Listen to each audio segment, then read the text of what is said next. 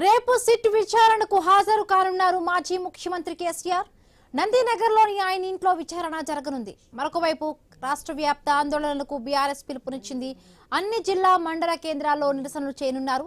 Party ఆఫీసుకు సైతం వేల సంఖ్యలో రావాలని నేతలు కేడర్కు సూచించారు. అక్కడి ఏర్పాట్లను ఎమ్మెల్సీ షంబీపూర్ రాజు, కర్నె ప్రభాకర్, తలసాని సాయి కిరణ్ యాదవ్, మన్నే గోవర్ధన్ పరిశీలించారు. రైట్, మరిన్ని పూర్తి అప్డేట్స్ మా కరెస్పాండెంట్ స్వామి లైవ్ లో అందిస్తారు. స్వామి, హిమబిందు రేపు ఉదయం 9:30 గంటలకు ఎర్రవెల్లి ఫామ్ హౌస్ నుంచి నందినగర్ నివాసానికి కేసీఆర్ చేరుకోనున్నారు. కేసీఆర్ రేపు మధ్యాహ్నం 3 గంటలకు సిట్టు విచారణ ఉంటుంది. సిట్టు విచారణకు హాజరవుతారని చెప్పేసి కూడా మనకు సమాచారం అందుతుంది. కొద్దిసేపటి క్రితమే BRS party working president KTR party శ్రేణులకు పిలుపునిచ్చారు. కేసీఆర్కు నోటీసులు ఇవ్వడం అంటే తెలంగాణకు ఇచ్చినట్టు. తెలంగాణ సంబంధించినటువంటి అనేక విషయాలపైన రాష్ట్ర ప్రభుత్వ వైఫల్యాన్ని ఎండగాడుతున్నందుకే కేసీఆర్ను వేధించడం కోసం ఇలాంటి నోటీసులు ఇచ్చారని చెప్పేసి కూడా బీఆర్ఎస్ పార్టీ భావిస్తుంది. తెలంగాణలో ఉన్నటువంటి మొత్తం 12,000 గ్రామ పంచాయతీల్లో, అదేవిధంగా మండల కేంద్రాల్లో, నియోజకవర్గాల కేంద్రాల్లో, మున్సిపాలిటీలో అన్ని చోట్ల కూడా, జిల్లా కేంద్రాలతో సహా అన్ని చోట్ల కూడా రేపు ప్రభుత్వ దిష్టిబొమ్మలు దగ్ధం చేసి బైక్ ర్యాలీలు, నిరసన కార్యక్రమాలకు కేటీఆర్ పిలుపునిచ్చారు. దీనికి సంబంధించి హైదరాబాద్ నగరంలో ఇటు నందినగర్ నివాసం వద్దకు కేసీఆర్ వస్తారు కాబట్టి పరిసర ప్రాంతాల్లో పెద్ద ఎత్తున కూడా పోలీసు బందోబస్తు ఉండే అవకాశం ఉంది.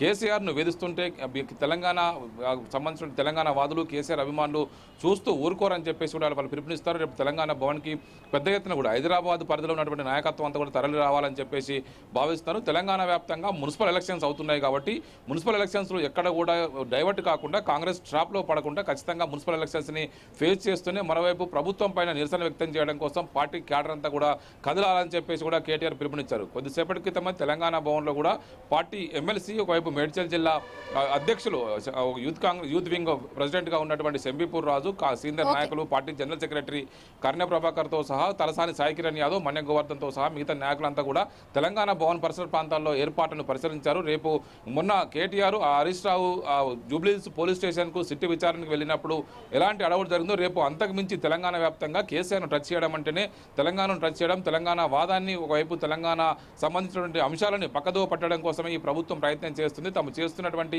ఒకవైపు స్కామ్స్ కావచ్చు, వివిధ అంశాలను ఇచ్చినటువంటి హామీలను అమలు చేయకుండా విఫలమయ్యి డైవర్ట్ పాలిటిక్స్కు, టాక్టిక్స్కు ఈ ప్రభుత్వం పాల్పడుతుందని చెప్పేసి కూడా బీఆర్ఎస్ నేతలంతా కూడా ఆరోపిస్తున్నారు.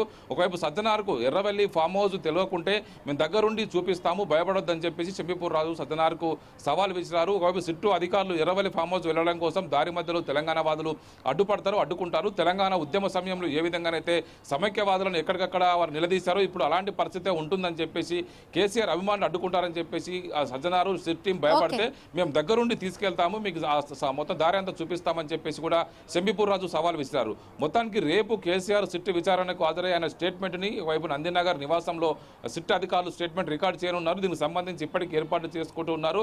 ఒకవైపు టెక్నికల్ గా ఎర్రవల్లి ఫామ్ హౌస్ కు వెళ్లడం కోసం కొన్ని ఎక్విప్మెంట్స్, కొన్ని పేపర్స్, సెన్సిటివ్ ఇన్స్ట్రుమెంట్స్ అక్కడ తీసుకెళ్లాల్సి ఉంది కాబట్టి అది మాకు వీలు కాదు, కేవలం నందినగర్ నివాసంలో చేస్తామని చెప్పేసి పదే సిట్ అధికారులు చేయడంతో కూడా ఒకవైపు కేసీఆర్ కూడా ఈ రోజు ఉదయం నుంచి పార్టీ